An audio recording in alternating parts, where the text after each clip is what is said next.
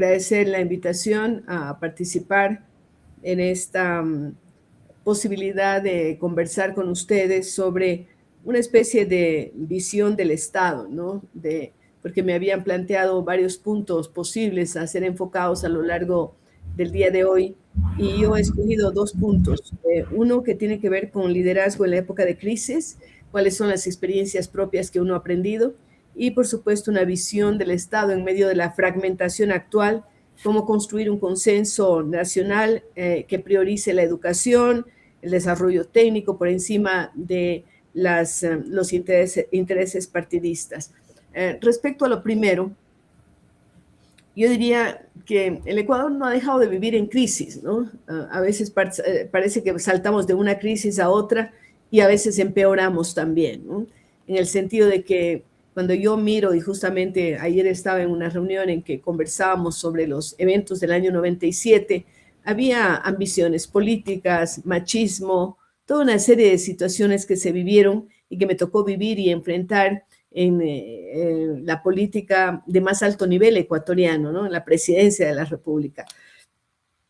Y claro, cuando uno se retrotrae a esas épocas, dice, qué grave, ¿no? Que estas cosas se dan y cómo en la práctica se produjo un golpe de Estado en el año 97, y un golpe de Estado que lo da el propio Congreso. En esa época no se llamaba Asamblea Nacional, sino se llamaba Congreso de la República, y son los propios congresistas los que dan un golpe de Estado.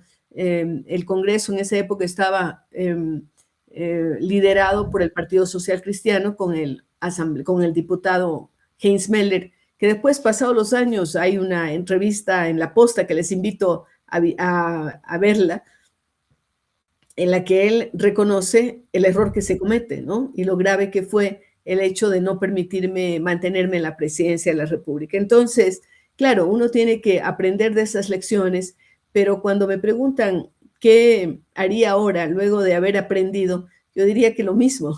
Es decir, no me habría sujetado a tentaciones de pagar a los asambleístas, a los diputados para que voten por mí, no habría dejado que en el país impere una guerra civil, por un lado el Congreso, por otro lado yo, por un lado los generales, por el otro lado los otros segmentos de las Fuerzas Armadas, ¿no? Recuerden además que en el año 97, cuando me tocó a mí estar en la presidencia, apenas habían pasado 2 años de la guerra del Cenepa, la última guerra que tuvo el Ecuador con el Perú en el año 95, cuando estaba en el gobierno Sixto Durán Ballén, y en el gobierno del Perú estaba el ingeniero Alberto Fujimori. Ahora su hija es quien gobierna el país.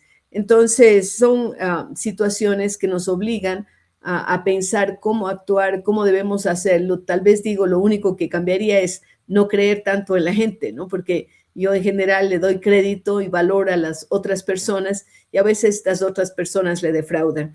Eso respecto a lo primero, pero quiero dedicarme un poquito más a esa visión del Estado y a cómo encontrar y construir consensos nacionales que vayan más allá de la política partidista, ¿no? Y en este sentido, yo quiero decir que a lo largo de los años, en la Fundación Fidal, que actualmente dirijo, hemos venido trabajando temas que tienen que ver con la educación, desde premiar a los mejores maestros de Ecuador y de toda Iberoamérica, desde trabajar en una escuela de liderazgo en que tengo muchos estudiantes de Guayaquil y muchos de diferentes partes del país, una escuela absolutamente gratuita que tiene una duración de 6 meses, de junio a noviembre, y que no interrumpe ni clases ni trabajos, puesto que son horas ya de la tardecita y noche y fines de semana, y nos damos cuenta que a través de ello vamos construyendo un país diferente, con liderazgos éticos, ¿no? Basados en valores y sin ese tinte partidista,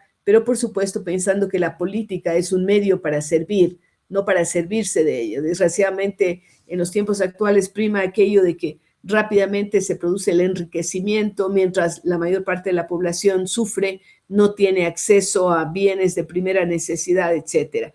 Y en los tiempos actuales, en Fundación Fidal, nosotros organizamos el Foro de Exministros de Educación como una cosa tangible, real, ¿no? Que estamos trabajando, en la que reunimos a exministros de Educación del Ecuador de todos los colores políticos, ¿no? Allí están personas que han trabajado en los diversos gobiernos en estos más de 30 años y nos sentamos a hablar por ejemplo, sobre temas como violencia y educación, que es grave. Ustedes seguramente en la costa lo sufren más que nosotros en la sierra y tiene que ver con esas situaciones de reclutamiento que ahora ya no se dan solo reclutar a jovencitos por parte del crimen organizado, sino también a niños, ¿no? A niños de 8, 10 años. Y uno dice, ¿cómo así se dejan tentar los niños por estas bandas de traficantes que les motivan a hacer correos llevando droga, ¿no? Microtráfico, o que también les enseñan a usar armas y atacar, ¿no? Hemos visto casos recientes de adolescentes, casi niños, que ejecutan a otras personas, que matan a otras personas. Y uno dice, ¿será que les mueve la ambición por el dinero? Que quieren tener dinero estos niños. Y los niños no tienen mucha noción de lo que significa el valor del dinero. Los expertos dicen que una de las cosas que hace que los niños sean captados por las bandas criminales es el sentido de pertenencia, ¿no?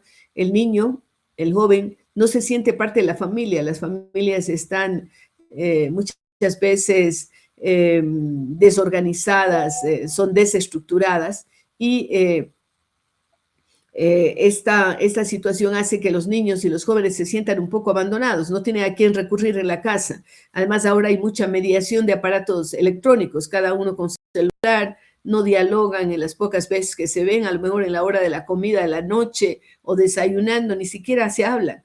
Esto es algo que abona a una situación de angustia, de falta de pertenencia. Y en la escuela pasa igual.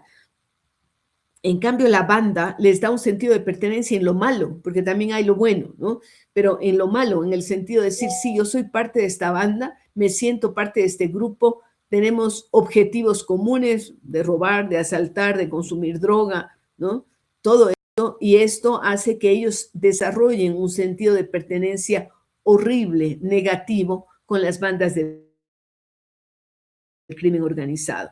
Por ejemplo, estos temas hemos tratado en el foro de exministros de educación, pero también tratamos el bienestar de los maestros. ¿Quién se preocupa por los maestros? No sé si habrá alguna maestra por aquí, a lo mejor de la universidad, pero cuando son maestros de escuelas y colegios, en general el salario es poco y aparecen como lo último de lo último. Es decir, si yo no puedo hacer otra cosa, me hago profesor, cuando debería ser la mejor carrera del mundo, porque estamos trabajando con la mejor materia prima que tenemos, que es el cerebro de los niños y de los jóvenes. Esa es nuestra materia prima con la que trabajamos los maestros. Y entonces debería ser efectivamente una profesión muy bien valorizada, que se le pague bien, que sea muy bien considerada en la sociedad. Sin embargo, no lo es. Entonces, cuando hablamos de bienestar de los maestros, sentimos que los maestros deberían estar con un buen estado de ánimo porque les toca enfrentar muchas veces los problemas que los niños, los jóvenes estudiantes le llevan desde la casa o desde la calle, ¿no? Y el maestro muchas veces no está preparado para aconsejar. En las instituciones educativas hay los DECES, estos departamentos, ¿no? Estos departamentos que tratan de ver el bienestar estudiantil, pero no dan abasto. A veces están 2, 3 personas en estos DECES y tienen miles de estudiantes. Entonces, es imposible que puedan realmente dar abasto a todas las demandas. Entonces, los profesores se transforman en esos DECES supletorios, diríamos así. Imagínense un profesor que a veces tiene 30 estudiantes o 40. Dentro de esos 40 estudiantes hay chicos que tienen alguna condición de discapacidad, un niño que es no vidente u otro que tiene síndrome de Down o que es autista. Y tampoco está preparado para eso el profesor del aula. Entonces, también tratamos estos temas en el foro permanente de exministros de educación y tratamos de elaborar documentos que se los enviamos al Ministerio de Educación. La idea es asesorar un poco al Ministerio de Educación en una especie de voluntariado que permita que efectivamente vayamos llegando a esos consensos nacionales que me plantearon ustedes en su pregunta cuando me mandaron un listado de temas de los que podría tratar. Y por supuesto, si necesitamos esos consensos nacionales en el área de educación, estos deberían salir del Ministerio de Educación o de la gente que tiene experticia, que conoce el tema y que puede llegar a hacer planteamientos que busquen los consensos. Es decir, yo recuerdo cuando era ministra de Educación hace un montón de años, el año 94, yo hablaba, ¿qué tiene que saber un niño cuando termine los 10 años de educación básica? Y yo decía 4 cosas nada más, porque a veces nos ponemos unas metas tan altas que son incumplibles. Yo decía, ¿qué tiene que saber un niño cuando sale después de esos 10 años? Saber leer y escribir su propio idioma. Parece simple, ¿verdad? Pero si yo les hago una pruebita ahora de lectura y de comprensión lectora, de pronto algunos no me pasan, no me pasan, porque no están entendiendo lo que leen. Entonces es importante, y después queremos que estos niños y jóvenes sean físicos, sean biólogos, sean astronautas, sean diseñadores de página web, y no entienden lo que leen. Entonces, lectoescritura es fundamental. Tenemos también matemáticas básicas, ¿no? Suma, resta, multiplicación, raíz cuadrada, regla de 3. Y uno dice, pero si eso fácil lo saco en la computadora, lo saco en una simple calculadora. En la parte que transformamos el celular también en una calculadora. Pero no, el pensamiento lógico se forma con las matemáticas. Entonces, bueno, que los niños aprendan todas estas destrezas en matemáticas. Luego hablamos de desarrollo del pensamiento. ¿Por qué hablamos de esto? Porque desgraciadamente la educación tradicional a veces, y perdónenme que use una palabra dura, castra la creatividad de los niños. Queremos normalizarlos, pensar que todos son igualitos, los tratamos igual en la clase, que avanzan hasta cierto punto, etcétera, y matamos la creatividad, ¿no? El niño que llega a la escuela y que le encanta dibujar y que de pronto decimos, no dibujes. El chico que le gusta investigar, por ejemplo, no sé, la mosca muerta, patas arriba, que se encuentra por allí, y de pronto decimos, qué asco, no puedes tocar eso. Entonces, vean ustedes cómo matamos la creatividad. Por eso hablamos de desarrollo del pensamiento. Luego hablamos de valores, ¿no? Y actitudes, que son fundamentales, sobre todo en este mundo actual, en donde parecería que existe aquello de todo vale. Si todo lo que yo haga vale, no importa si es ético o no es ético. Por eso es que estamos viviendo en esta sociedad, y ustedes, chicos y chicas, seguramente la viven, en donde hay tanta violencia, en donde vemos que los políticos roban, en donde vemos que se copia el examen, y ahora peor cuando hablamos del chat GPT y las otras plataformas de inteligencia artificial, pues vamos a la plataforma y de ahí copiamos. No, pero ustedes ¿qué aprendieron? Entonces vamos a dejar que las máquinas nos manejen y nosotros vamos a ser asistentes de las máquinas. Esto puede ser a futuro. Inclusive los grandes capos, diríamos, de la inteligencia artificial, los señores Bezos, estos grandes empresarios, ¿no? de la inteligencia artificial, están más bien diciendo, aquí tal vez un poquito más despacio, porque la inteligencia artificial nos va a rebasar, pero si nosotros cultivamos valores, creatividad, todo esto desde las más tiernas edades, vamos a poder dar respuesta a estos retos fantásticos que tenemos en el mundo actual, porque en el mundo actual tenemos muchas más facilidades que lo que tenían nuestros padres o nuestros abuelos, ¿no? A lo mejor las abuelas tenían que cargar agua, ¿no? Para cocinar todos los días. No había refrigeradoras, tenían que ir al mercado todos los días. Hay una serie de cosas, no podíamos hacer lo que estamos haciendo ahora, que es una reunión a través de una plataforma virtual que nos permite, yo estoy ese rato sentada en mi casa en Quito, ustedes veo que están en sus casas también, por ahí veo hasta ropa colgada, ¿no? Quiere decir que están ahí metidas en sus casas o están en sus oficinas, tal vez algunas en su trabajo, pero estamos en sitios diversos todos y podemos estar en contacto gracias a la ciencia y la tecnología. No hay que tenerle miedo a la ciencia y a la tecnología, hay que usarla, pero usarla para el bien, porque la ciencia y la tecnología son instrumentos que pueden servir para el bien o para el mal, ¿verdad? Si yo tengo en mis manos un cuchillo, ¿no? Un cuchillo. ¿Qué es un cuchillo? Es una herramienta. La herramienta puede servir para cortar la carne, para cortar el pan. Estoy usándolo como herramienta. Ese mismo cuchillo, que para los médicos se llama bisturí, que es un cuchillito más delgadito, ¿no? Pero es un cuchillo, sirve como un instrumento de sanación. Pueden abrir el cuerpo humano, sacar el tumor, ¿no? Operar, y para eso están usando un cuchillo que se llama bisturí. O puede estar en las manos de un delincuente y el delincuente asesinar con ese cuchillo. O sea, el cuchillo no es el malo, ¿cierto? ¿Se dan cuenta de esto? No es el malo el cuchillo. El malo o el bueno son los que están usando ese cuchillo, que puede ser una herramienta, un instrumento de sanación o puede ser también un arma mortal, letal. Le apunta al corazón, le segmenta una vena, ¿no? Que salga un chorro de sangre, la persona puede morir casi instantáneamente. Igual pasa con cualquier herramienta. Si nosotros usamos el computador para aprender, para comunicarnos, para conectarnos, está bien. Pero si lo usamos para ir a lo que se llama el deep internet, donde hay cosas terribles, ¿no? O cuando utilizamos las redes sociales para hacerle bullying a una compañera o a una persona que no conocemos, yo por eso a los alumnos de la escuela de liderazgo, a los chicos y chicas les digo, no pasen en el WhatsApp nada que a ustedes no les conste, ¿no?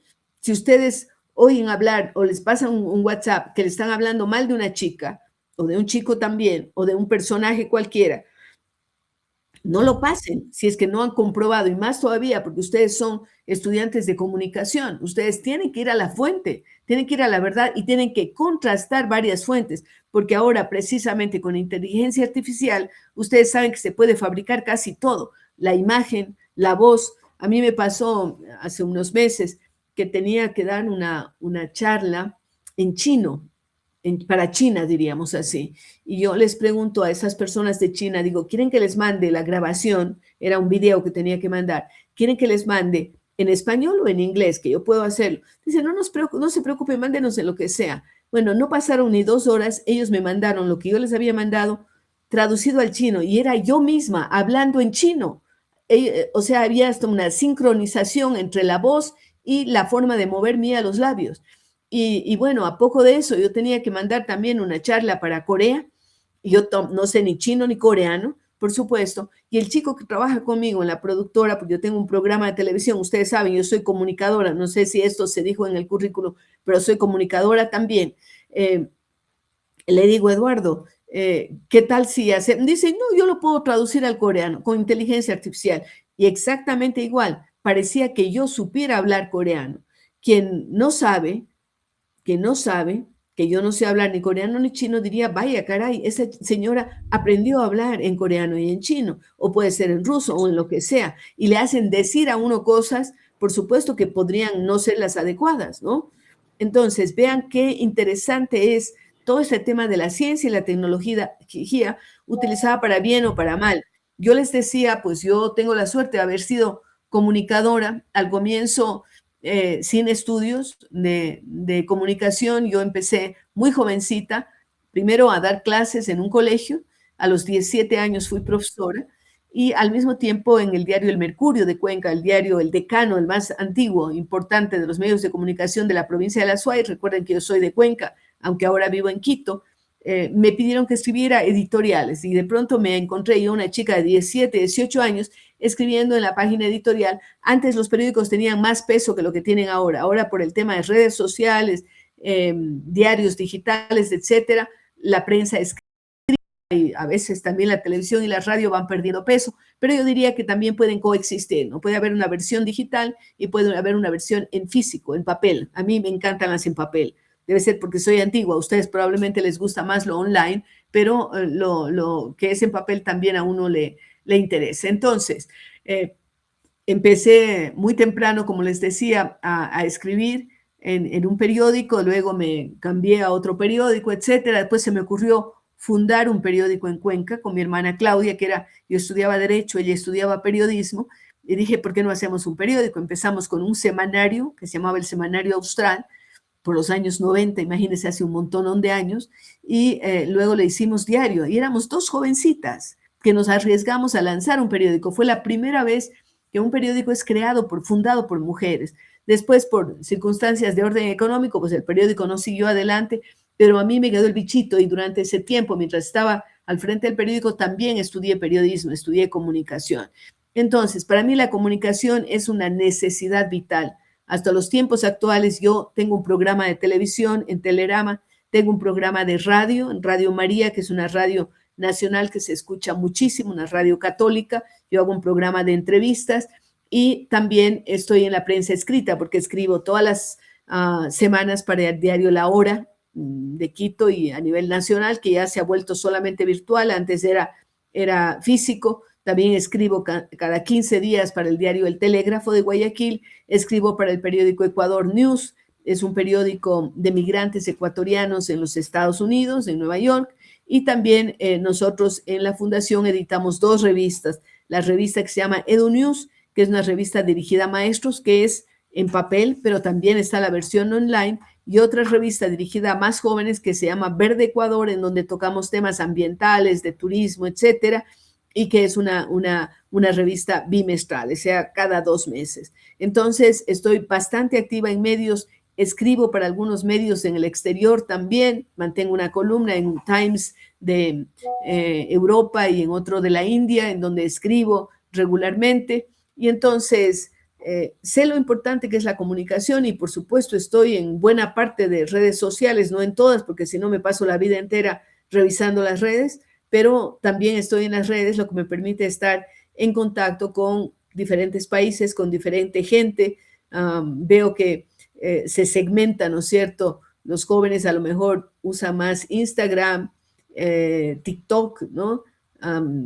Yo soy de la generación que estamos más en Facebook Live, y también en LinkedIn por el tema profesional, pero todas son redes sociales que nos ponen en contacto. Entonces, la comunicación es muy importante y lo va a seguir siendo, pero tratemos, y ustedes, como les decía, como comunicadoras y comunicadores, van a estar permanentemente en contacto con noticias que son fake news, ¿no? Aquellas que son falsas, que no son verdaderas, que no son reales. Y entonces allí está la verdadera labor de un comunicador, de ir a las diferentes fuentes, de detectar qué es real y qué no es real y cómo hacerlo para buscar esa contrastación de fuentes, contrastar. Hay que ir, pues yo no me fío solamente de una red social, voy a otras. Si tengo la posibilidad de escuchar una radio, un canal de televisión, porque de pronto le dicen, hoy que hay un eclipse, recuerden que hoy hay un eclipse muy importante, ¿no?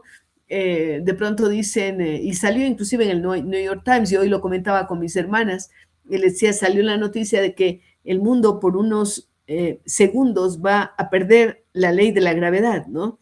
Y uno dice, ¿y esto qué es? Una fake news probablemente, ¿no?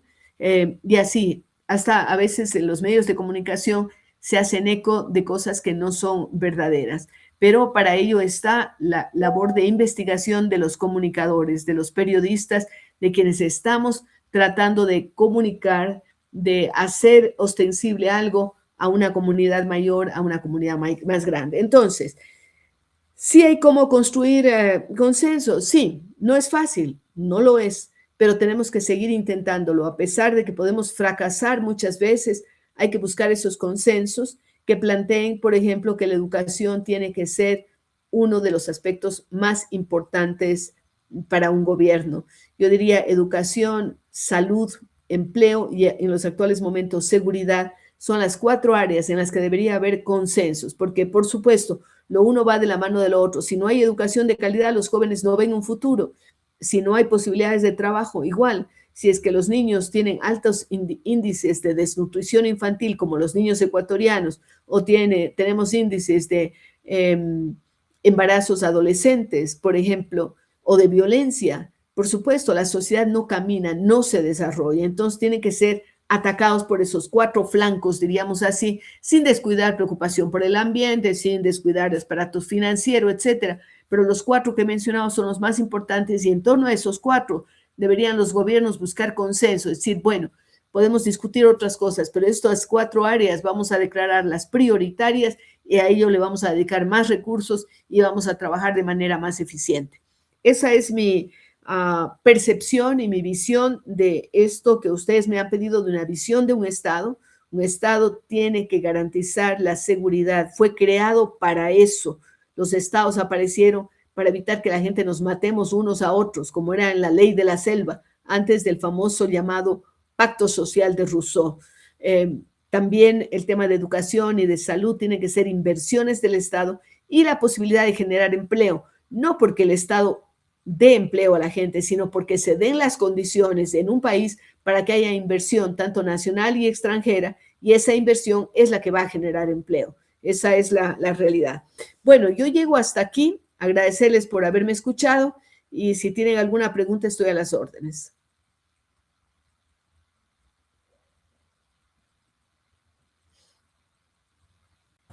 Excelente, vamos a proceder con las preguntas, pero antes recordar que lo que dijo la doctora, verificar la información que se comparta, que sea verídica mediante la investigación. Como comunicadores sociales es importante no saltarse este paso, no por obtener la nota o por simplemente dar a conocer alguna noticia, no voy a investigar. Entonces es muy importantísimo lo que dijo la doctora.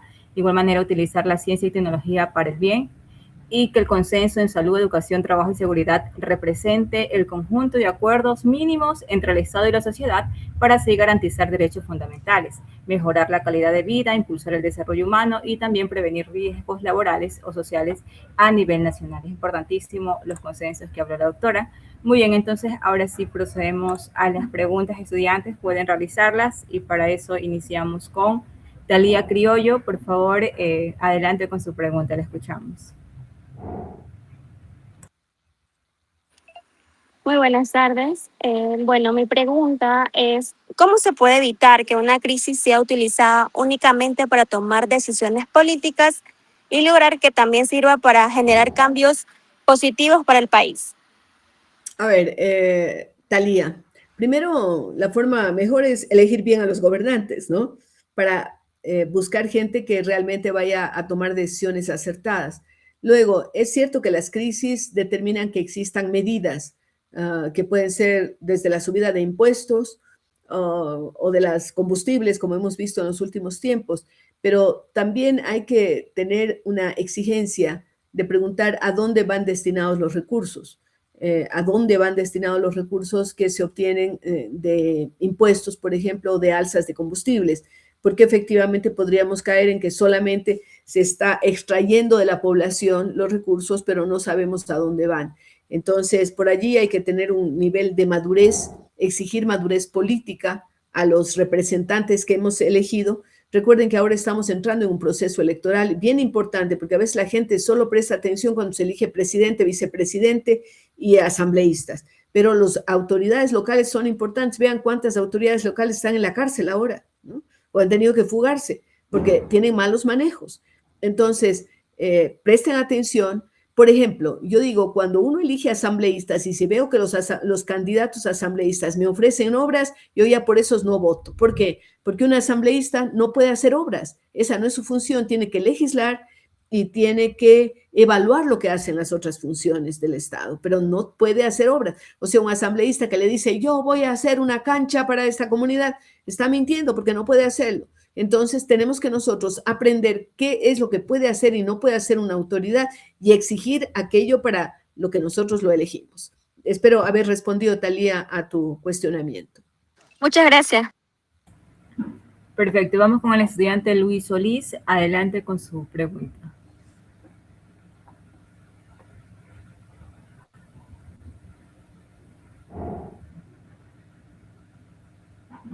Están Zulín Moscoso también y Ana Campoverde haciendo preguntas, ¿no?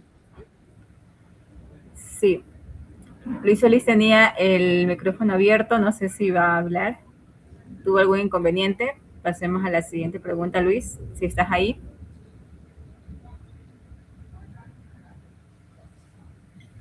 No se te escucha. Muy bien, vamos con la pregunta de Esther Valencia. Adelante con su pregunta. Disculpe, ¿sí se me escucha? Luis, sí, ahorita sí. Luis está con el... ¿Dónde está Bueno, Luis? mi pregunta era de Ya. cómo un líder puede recuperar la confianza de la ciudadanía después de una crisis. Ah, ¿has oído del matrimonio cuando pierde la confianza el marido en la mujer y la mujer en el marido? Se puede perderla y es difícil recuperarla. Entonces, un líder político también la tiene difícil cuando ha perdido la confianza, pero no es imposible. La única forma de recuperar esa confianza por parte de un líder es a través de sus acciones. O sea, si hay cambios, si sus acciones ameritan que volvamos a creer en ese líder, pues bueno, bien hecho. El Ecuador ha tenido líderes que han sido recurrentes en pedir el favor del público. Recordemos, Velasco Ibarra fue 5 veces presidente, solo una vez terminó, es decir, perdió la confianza, pero la gente la vuelve a recuperar. y por eso es que en el Ecuador no hay reelección indefinida, que antes había. Yo soy partidaria de que no exista reelección indefinida, debería ser una vez como en Estados Unidos, a lo mejor con una reelección y punto, se acabó, nunca más, ¿no? Esto es importante, pero el líder puede recuperar la confianza solo a través de buenas acciones. Vamos con otra. Excelente. Esther Valencia, adelante con su pregunta. Muy buenas tardes, abogada Rosalía. Me llamo Esther Valencia y mi pregunta es, ¿cómo mantener la calma y comunicar con la claridad cuando todo el país está en incertidumbre? Es verdad, Esther, estás mencionando un tema muy grave que tiene que ver con la seguridad, ¿no? Porque efectivamente creo que todos los ecuatorianos, no hay un ecuatoriano que se sienta seguro. Hemos visto tantos crímenes que se cometen, ¿no? Esos degollados, esas cosas que uno veía que pasaba en otros países, pero no en Ecuador. El Ecuador era un país mucho más tranquilo hace unos años. Yo creo que hubo varios factores que hicieron que el Ecuador pierda la tranquilidad. Yo creo que eso cuando fue creada en las leyes esto de la ciudadanía universal, es decir, que aquí al Ecuador nadie pide visa para entrar. Y el gobierno de esa época decía, es que queremos muchos turistas. No, los turistas no llegaron, llegaron las bandas de delincuentes desde México, desde Colombia, desde Nigeria, desde los países bálticos, ¿no? Que tienen también unas mafias horrorosas, inclusive oí que había llegado la Camorra, esta mafia horrorosa, una de las más antiguas italiana. Entonces, o el Tren de Aragua, de Venezuela, etcétera. Entonces, es complicado mantener la calma en momentos de crisis, pero un buen gobernante tiene que aparecer con la cabeza fría, ¿no? Con la cabeza analítica, por supuesto, condoliéndose de lo que pasa con sus ciudadanos, con la gente que está sufriendo estas violencias, situaciones de inseguridad y ver cuáles son los mejores mecanismos. Yo pienso que sí, hay que sacar la policía y hay que sacar las Fuerzas Armadas, pero no solo eso, sino que hay que dar buena calidad de educación, hay que dar buena atención de salud, hay que generar empleo, si es que realmente queremos que las nuevas generaciones, porque ustedes verán muchos jóvenes en las zonas diferentes de Guayaquil o de Manabí o de Esmeraldas, qué sé yo, ven como única opción unirse a una mafia. Antes, cuando uno a los chicos le preguntaba qué quiere ser, decía médico, ingeniero. Ahora quieren ser capo de narcotráfico, porque aparece, además, por ejemplo, yo cuestiono mucho las telenovelas de narcotraficantes, porque ustedes son comunicadoras, vean una telenovela, es una escuela del delito. Claro, hay libertad de opinión y no podemos prohibir esas telenovelas, pero ¿cómo podríamos nosotros como comunidad evitar que estas telenovelas se estén dando en los principales canales de televisión del Ecuador? Yo diría, por ejemplo, asociaciones de padres de familia, asociaciones de estudiantes que vayan y hablen con los anunciantes. Si yo veo que un supermercado está poniendo publicidad o un banco está poniendo publicidad en una narconovela, yo puedo ir y decirle al banco, oiga, ustedes no deberían poner publicidad allí, porque ustedes además van a tener el riesgo de que estas personas, estos delincuentes que aprenden en las series estas de narconovelas, van a aprender cómo asaltar su banco, cómo asaltar su supermercado. Entonces, sí hay formas de que definitivamente nosotros tengamos acciones afirmativas por parte de la sociedad civil.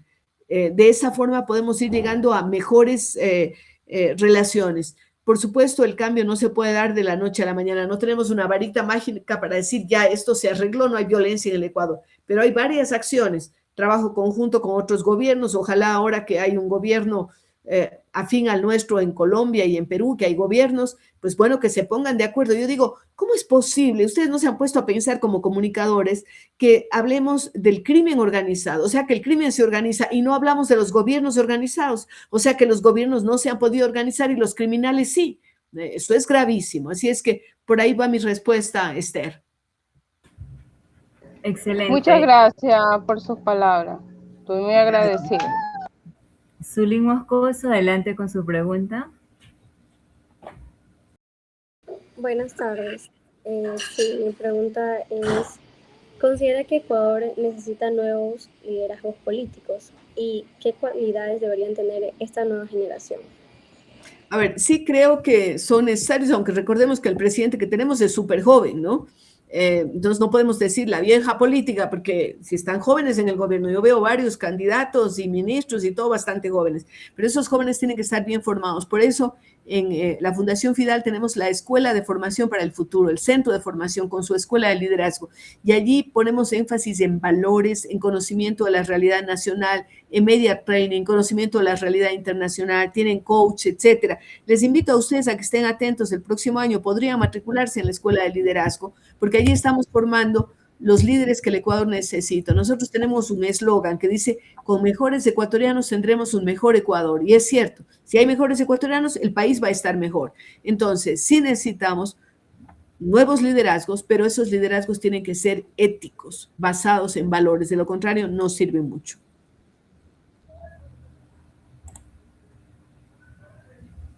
Gracias. Ya, Zulín. Estudiante Ana Carpoverde, adelante con su pregunta. Buenas tardes a todos. Mi pregunta es, ¿cómo se puede lograr que las decisiones de un gobierno tengan continuidad aunque cambien de autoridades? Ana, has hecho una pregunta muy inteligente. ¿Por qué? Porque la mayor parte de gente cree que cuando se sienta en un puesto va a inaugurar el mundo, ¿no? Cree que va a ser lo primero que está haciendo y se olvida de que antes hubo un montón de gente que estaban intentando hacer las cosas. Muchos lo intentaban de forma adecuada. Entonces, lo primero que hay que pensar es que cuando vengan estas nuevas autoridades, las autoridades no tienen que borrar todo lo que hizo el anterior, sino mantener una continuidad en políticas positivas e ir enmendando aquellas que no son tan adecuadas. Yo recuerdo mi primer trabajo en el sector público a nivel nacional fue como subsecretaria de Cultura, viceministra de Cultura. Y de pronto alguien me dijo, oiga, ¿no quiere quemar esos libros que han hecho los anteriores? Digo, ¿se da cuenta lo que me dice? Es un crimen quemar libros. Dice, pero ahí está el nombre de otra persona. Le digo, está loca usted, yo no voy a acabar con lo que hicieron los anteriores. Eso me va a servir de base para yo construir más. Entonces, hay que trabajar y hay que exigir que las nuevas autoridades no borren lo anterior, y a veces se da dentro del mismo gobierno, porque a veces uno dice, cada 4 años cambiamos de gobierno y cambian las políticas, pero dentro del mismo gobierno hay 3, 4, 5 ministros de lo mismo y cada uno quiere cambiar. Así es que tienes toda la razón. Para mí ha sido una inquietud permanente, Ana, de preocuparnos porque tiene que haber una continuidad, sobre todo en políticas relativas a educación, a salud, a todo lo que tiene que ver con seguridad y con generación de empleo, pero también podemos hablar de obras públicas. O sea, si el anterior está construyendo una vía y viene el nuevo y dice, no, esta vía no se hace, se queda a medias, no es posible. Así es que tiene que haber una continuidad a pesar de que cambien las autoridades. Estoy de acuerdo contigo, Ana.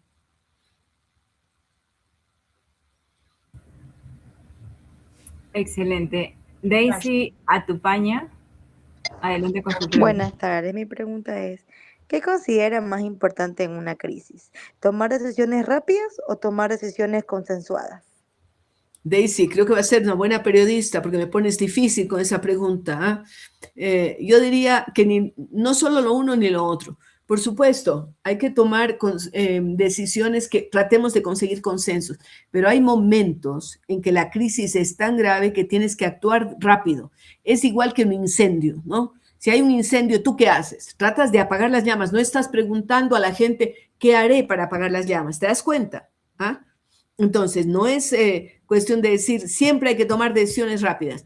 Hay algunas que ameritan ser rápidas, que ameritan ser inmediatas y otras en las que podemos, por supuesto, encontrar mayores consensos, podemos encontrar que la gente está efectivamente en capacidad de ver qué hacemos en esta crisis, en esta emergencia, qué hacemos para diseñar una política adecuada, por ejemplo, para educación dual, ¿no? Yo soy educadora y siempre voy al tema de educación, que para mí es la clave de todo. Entonces, diríamos, en educación dual quiere decir que las personas pueden al mismo tiempo estudiar y trabajar en el colegio, ¿no? Para que aprendan en una fábrica, en una empresa, cómo hacerlo, no solamente en la teoría, sino también en la práctica. Entonces, van a meritar, de acuerdo a las circunstancias, el que tomamos una resolución rápidamente o tomamos el consejo de muchos para sacar una política.